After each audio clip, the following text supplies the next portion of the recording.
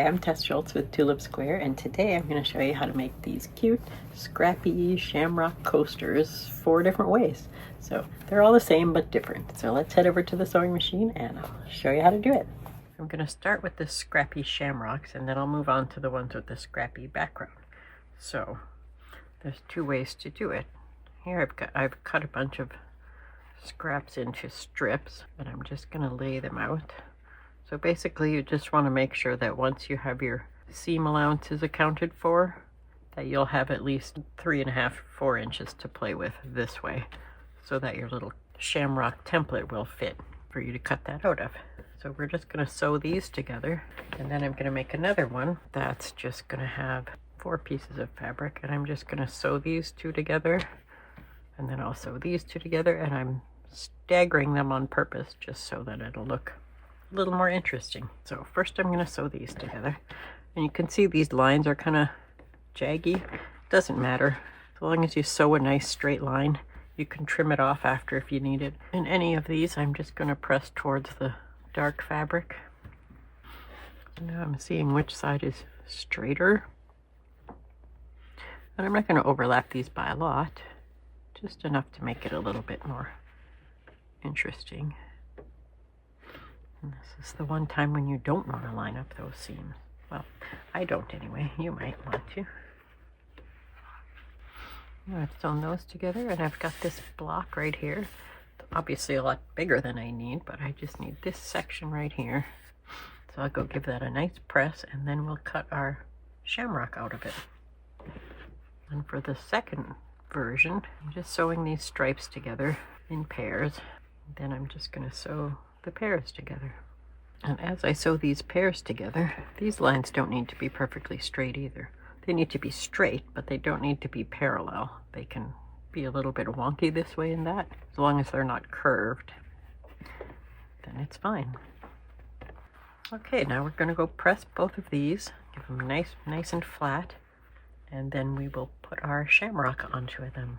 So the other version is to have a scrappy background and a solid colored shamrock. So we're going to do the same thing with these. I have some strips that I cut out, and you want to make sure that your background is nice and pale if your shamrock is going to be dark, or the other way around. You want a nice amount of contrast between the foreground and the background. So in this case, you just want to make sure that by the time you do all your seams that you have at least 5 inches square. So I'm just going to sew all these strips together, and then I'm going to sew these squares together much the same way as I did the last squares. Now as you sew together your pairs, you want to make sure that when you sew them all together that you line them all up this way. You don't want to end up, with that, and then you don't end up with 5 inches here. So if you want to trim these off as you go to make it easier to line up, just go ahead and do that.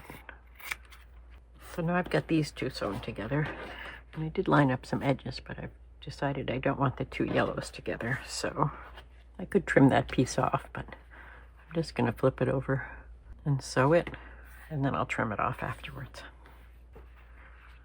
So I'll go press this one, and then I will press this one, and then I will have my 2 backgrounds. So I will put solid colored shamrocks on these 2, and then I will put solid colored backgrounds on these 2. Now I've cut out the shamrock from page 2 of your cutting guide, and I'm going to take a piece of my fusible, my iron-on fusible. So you just want to trace that, cut it out, and then you'll take your piece of fusible and decide how you want your shamrock to look. If you end up not using one of these stripes, that's absolutely fine. It's certainly better to have too much fabric than to not have enough. So you're going to iron your fusing onto the back side of the fabric. So just kind of hold it up to the light and make sure it's where you want it to be. So follow the instructions on whatever fusible you're using. Put one there. You're going to fuse one here to the back. And then we're going to do 2 on our plain fabric, again, on the back. So I'm cutting these out now. So I'm just cutting it out along the lines I drew. I don't know if you can see them, but the important thing is I can see them. And this part doesn't have to be perfect either. I mean, they're just little shamrocks. They don't have to be perfect. So now I'm going to take my 2 Scrappy shamrocks and apply them to these solid backgrounds, which I thought was so perfect because it has these green and orange, just like the Irish flag.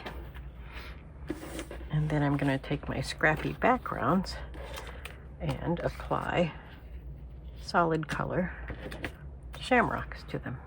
So I'll decide exactly where I want them to go, and then you'll peel off your backing and iron that on to each one, and then we will continue to make our coasters. Now we're just going to applique all of these on here.